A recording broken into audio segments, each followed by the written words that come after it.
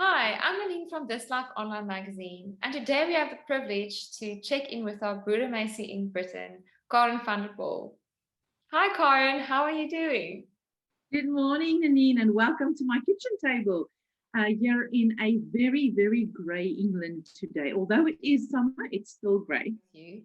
We'd love to hear a bit more about the challenges that you've overcome within your marriage, especially during the time when you moved abroad. Oh, golly, yes, that was a big one. I think, as I said before, when we moved across here, apart from all the difficulties one has to face in terms of the foreignness that you've got to look at and the things that you just need to get accustomed to, simple, silly things, accents, putting petrol in your car, standing in a grocery store, trying to figure out what bread to buy. Apart from all those things, and maybe not as uncommon as you think, an immigration story for most people puts a lot of pressure on family life. When we moved to the UK and I realized that our marriage was in deep, deep trouble, I realized that there was only one thing that I can do, and that was concentrate on the bit that I could grow. You know, that thing where you say, but you have to do this, or blaming somebody, or asking them to change. Um, all of those things I realized with a bang not going to work in our scenario at all. If I wanted to change our marriage, if I wanted to move away from the divorce word and do everything from my power, then the only thing that I had in my ability was self control. And that is, how was I looking at this? How was I going to take um, the accountability or responsibility for the bits that I have perhaps neglected or done wrong? How can I view this differently? How could I be more forgiving, gracious, accepting of the circumstances? And my husband said that to him it was over, and he really wanted us to part ways. Um, it's easy to blame, very easy to blame. And he did not want to work at the marriage at that point. And I just have to jump in here because it's very important to remind you that this was my story. And sometimes people are in worse situations and abusive situations. And this answer is not for that group of people.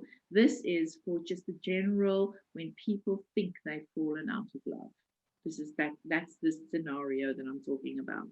So for me, the realization was I needed to change. I needed to take responsibility. Um, I needed to do things differently. And it wasn't because he didn't have to, but I had no control over him. I only have control over myself because, frankly, at that point, my husband did not want to do anything. He wanted to move out, and that was it. So it looked dismal, it looked hard, and that was my first realization. Wow, that is a really mature perspective to look within and rather to, start doing blame game, which is so easy to do, to focus on what the other person does. And if only they get that right, then you would respond differently. But you said your husband gave up hope or he didn't seem like he was interested to keep working. So what made you hope that there was still a chance for you to repair things? Sometimes hope is um, it's born from desperation, and I think I realized that at that point in time when it looked like things were just going to the things that were I was treasured the most, my family life, when that was just gonna absolutely melt away in front of me. I think I felt for the first time, and maybe this was the blessing in disguise, because everything else that I used to cling on to, my career, my family, the familiarity of being in South Africa, my church life, my everything was stripped away. Remember, this was in the time when telephones, WhatsApps, Facebook, none of those things existed. So I was alone. And if I wanted to make a call in South Africa, it would have cost me a lot of money. What gave me hope was my isolation. And in my isolation, because I am a person of faith, I had only the voice of God. I had my Bible, and I tried to figure out life for the first time completely. And I was raised in a church, all of that, but for the first time in my life, I was left with no other help than looking up to God. And my wisdom came from scripture at that point in time. And I'm not super spiritual. I didn't understand a lot of it. But that was the only thing I had.